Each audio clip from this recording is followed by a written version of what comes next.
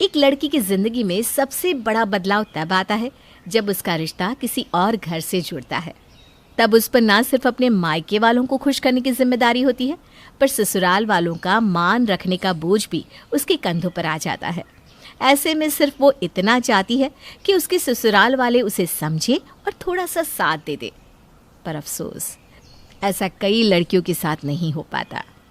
वर्षा इस साल 25 की हो चुकी थी और उसके पिताजी ने उसका रिश्ता मानव के साथ, जो कि एक इंजीनियर है, उसके साथ तय कर दिया।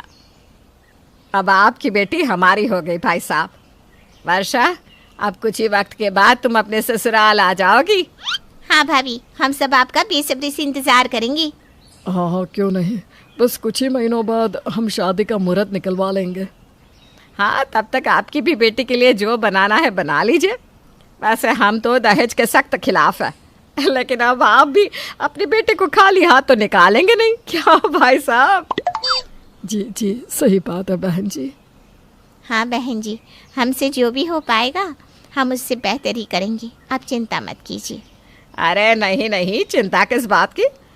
देखिए, हमें कुछ नहीं चाहिए, आप जो देंगे अपनी बेटी को ही देंगे। मानव, अब चले या वर्षा को ही निहारता रहेगा? वर्षा खुश थी, उसे मानव जैसा एक अच्छा जीवन साथी मिल रहा है।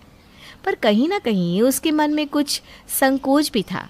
जिस तरह से उसकी होने वाली सास ने उसके पिताजी से शादी की तैयारियां करने को कहा था। पापा, मेरी होने वाली सास ने आपसे ज़्यादा कुछ तो नहीं मांगा ना?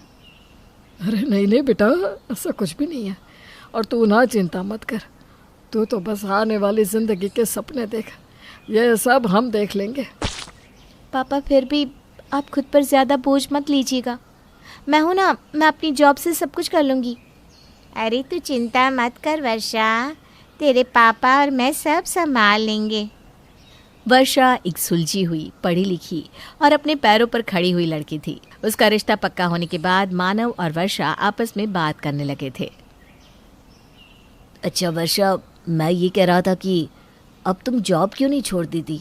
अब तो हमारी शादी होने वाली है। हाँ, पर अभी हमारी शादी में कई महीने बाकी है मानव, मैं अभी से जॉब क्यों छोड़ दूँ? पर अब तुम्हें घर के कामों पर ध्यान देना चाहिए ना। शादी के बाद तो तुम्हें यही करना है। शादी के बाद मैं सोच रही थी जॉब नहीं छोड़ूंगी, पर घर से ही काम करूंगी। तुम नहीं चाहते क्या मैं घर से काम करूं? मुझे नहीं लगता मेरी माँ को ये सब पसंद आएगा। मैं तुम्हारी राय पूछ रही हूँ मानव, तुम भी तो पढ़े लिखे हो, क्या तुम भी नहीं चाहते कि मैं भी अपना करियर बनाऊं? इस बारे में हम बाद में देखेंगे, देखते हैं मेरी माँ शादी के बाद क्या कहती है। मानव ने वर्षा के सवालों का ठीक से जवाब नहीं दिया। इस बात का वर्षा को काफ़ी बुरा लगा, लेकिन उसने मानव से कुछ नहीं कहा। कुछ दिन ऐसे ही चलते रहे। अब मानव के साथ वर्षा की होने वाली सास और ननद भी उसके साथ फ़ोन पे बात करने लगे थे। जी जी, मैं ठीक हूँ मम्मी जी, आप कैसी हैं? हाँ, मैं भी ठीक हूँ। ये क्या बात हुई, तुम तो मुझे फ़ोन ही नहीं करती कभी। नहीं नहीं, ऐसी कोई बात नहीं है मम्मी जी। मैंने सुना तुम अभी भी काम पर जाती हो। ऐसा ही चलता रहा तो तुम घर का काम कब सीख पाओगी बेटा? हैं?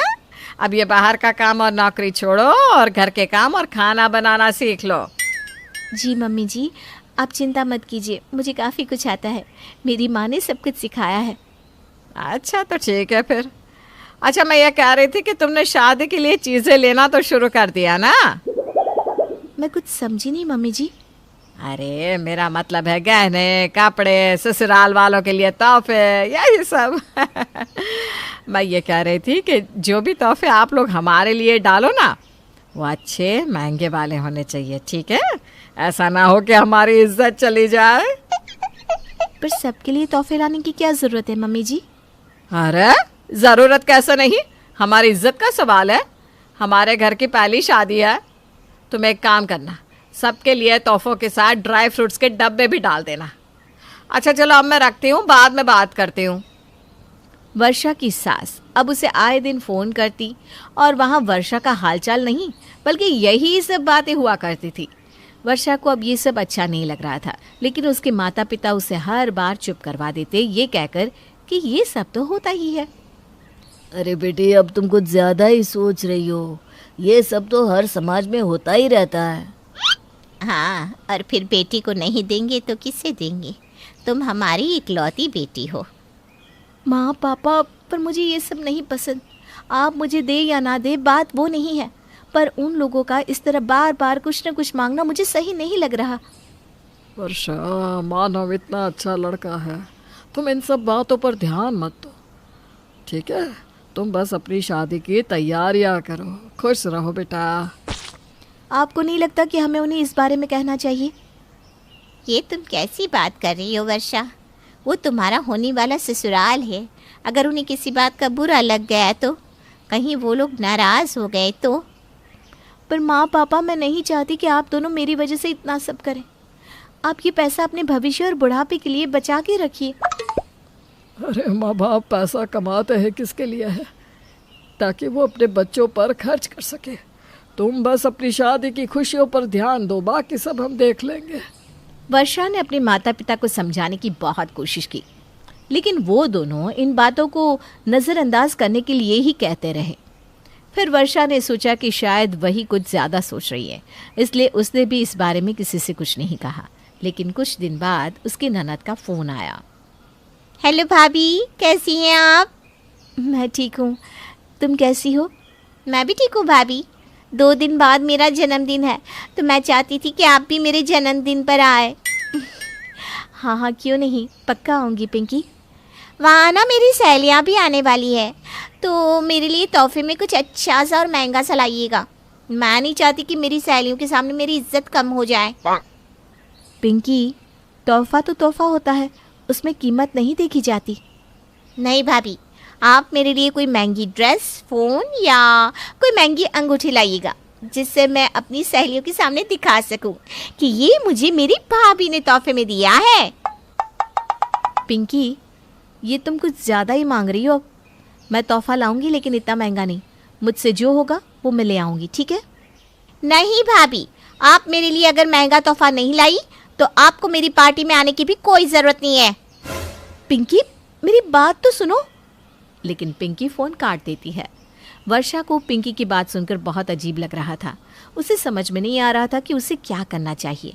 और जब उसने इस बारे में अपने माता पिता से बात की तो उन्होंने पिंकी के लिए एक नया फ़ोन ले दिया, जो वर्षा को बिल्कुल अच्छा नहीं लग रहा था। वर्षा को पहले दिन से अपने होने वाले ससुराल की कुछ बातें खटक रही थी, पर जैसे जैसे वक्त बीतता गया वैसे वैसे उनका बर्ताव और भी ज़्यादा शंकाजनक होता गया।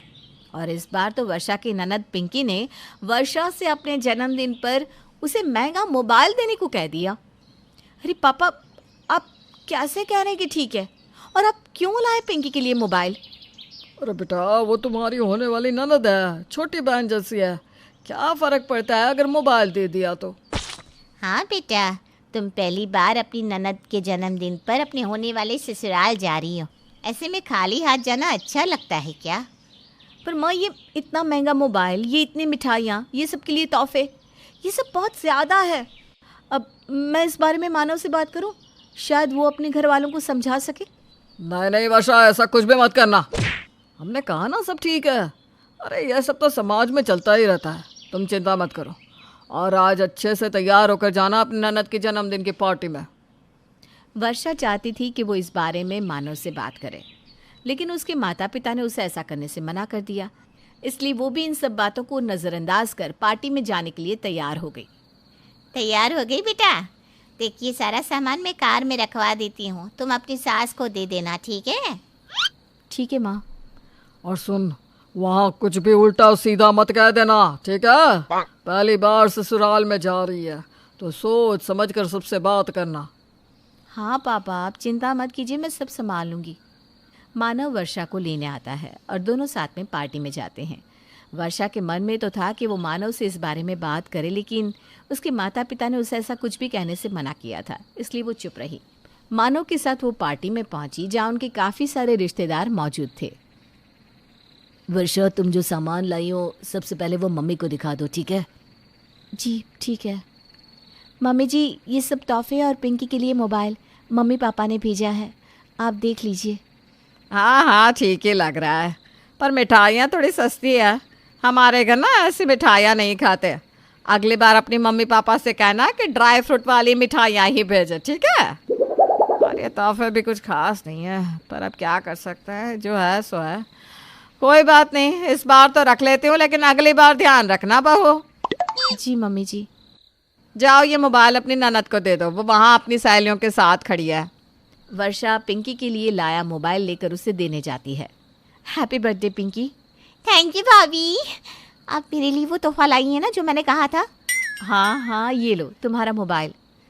अरे ये तो बहुत पुराना मॉडल है, मुझे तो नया वाला चाहिए था। नहीं पिंकी, ये भी काफ़ी नया मॉडल ही है और काफ़ी महंगा भी है। क्या भाभी, आप भी ना ऐसे सस्ती मोबाइल मैं यूज़ नहीं करती। अब पहली बार मेरे लिए तोहफा लाई हैं और वो भी इतना सस्ता। आपने तो मेरी सहेलियों के सामने मेरी नाक ही कटवा दी। अरे क्या हुआ, क्या बातें चल रही है ननद भाभी में? भैया देखिए ना भाभी मेरे लिए कैसा मोबाइल लेकर आई हैं, मुझे ये बिल्कुल पसंद नहीं आया। ऐसा नहीं कहते पिंकी, अभी रख ले, शादी में वर्षा तेरे लिए दूसरा मोबाइल ला देगी, ठीक है? ठीक है, आप कहते हैं तो मैं मान जाती हूँ। वर्षा को मानव की बात सुनकर हैरानी हुई कि मानव पिंकी को समझाने के बजाय उसे नया मोबाइल दिलाने की बात कर रहा था। ये मोबाइल काफ़ी महंगा है मानव, आपको पिंकी को समझाना चाहिए। अरे रहने दो ना, बच्ची है, धीरे धीरे समझ जाएगी। इतनी भी बच्ची नहीं है, अब 21 साल की है वो। अरे तुम्हारी ननद है, तुमसे मांगने का हक नहीं है क्या कुछ से? जहाँ प्यार होता है ना, वहाँ मांगने की ज़रूरत नहीं होती है मानव। और मैं शादी में पिंकी के लिए कोई मोबाइल नहीं लाऊंगी, मैं अभी से कह देती हूँ। अब तुम ये सब बातें छोड़ो, ये सब बातें तुम्हारे मम्मी पापा देख लेंगे और मेरी माँ। नहीं, मैं आज सब कुछ साफ कर देना चाहती हूँ कि मेरे मम्मी पापा आपकी कोई मांग पूरी नहीं करेंगे। अरे तुम ये सब बातें बड़ों पर छोड़ दो ना, वो ये सब देख लेंगे। नहीं, अब नहीं। कई महीनों से देख रही हूँ आपकी तरफ से कोई ना कोई मांग आती ही रहती है, कभी गहनों की, कभी तोहफों की, कभी कभी कुछ, कभी कुछ। अभी तक मैंने कुछ नहीं कहा क्योंकि मेरे मम्मी पापा के संस्कार बीच में आ रहे थे, पर अब और नहीं। वर्षा और मानव की बातों पर अब पार्टी में मौजूद सब लोगों का ध्यान चला गया था। इस सब को देखकर कावेरी बीच में आ जाती है। वर्षा, तुम्हें इतनी तमीज नहीं कि अपने होने वाले ससुराल में ऐसा बर्ताव करते हैं? अरे कैसे बदतमीजी से बात कर रही हो अपने होने वाले पति और सास से? आप तमीज की बात नहीं करे तो बेहतर होगा। आप मुझे कह रही हैं? कौन अपनी होने वाली बहू के घर से आए तोहफों के बारे में ऐसा भला बुरा कहता है, बताइए तो। आपने अपनी बेटी को क्या तमीज सिखाई है कि भाभी से महंगे महंगे तोहफे लेते रहो? चुप रहो तुम, खबरदार जो तुमने मेरी बेटी के बारे में कुछ कहा तो। क्यों, अब आपको बुरा लग रहा है जब खुद की बेटी के बारे में कोई बोल रहा है तो? जब आप मुझे बोल रही थी कि काम छोड़ दो, घर का काम सीखो, खाना बनाओ, शादी के बाद यही करना है, तब आपको याद नहीं आया कि मैं भी किसी की बेटी हूँ? वर्षा, तुम मेरी माँ से ऐसे बात नहीं कर सकती, समझी? और कोई भी मेरे माता पिता से ऐसे पेश नहीं आ सकता। उनसे अलग अलग चीजों की मांग करना, तोहफे लेना, गहने लेना, तब तुम्हें याद नहीं आया कि वो मेरे माता पिता हैं? अरे ये तो सदियों से होता आया है, लड़की वालों को तो ये सब करना ही पड़ता है, कौन सी नई बात है इसमें? आज हमारा समाज बदल रहा है। आज लड़कियां बिचारियां नहीं है, अपने पैरों पर खड़ी हैं। इसलिए मैं इस सब चीज़ों का विरोध करती हूँ। बेहतर होगा ये सब बातें हम बड़ों पर छोड़ दें। जब शादी हम दोनों की हो रही है तो फैसला भी तो हमारा ही होना चाहिए ना। अच्छा हुआ कि मुझे मेरे होने वाले ससुराल की असलियत पहले ही पता चल गई। पता नहीं शादी के बाद और क्या क्या होता मेरे साथ, और कितना सब मांगते तुम मेरे माता पिता से। ये है आजकल की लड़कियां, देखो। जी, हम हैं आजकल की लड़कियां जो गलत को गलत कहने की हिम्मत रखती हैं, और इसीलिए मैं ये रिश्ता तोड़ती हूँ। नहीं करनी मुझे ऐसे परिवार में शादी जहाँ बहू बस मिलने वाला दहेज हो।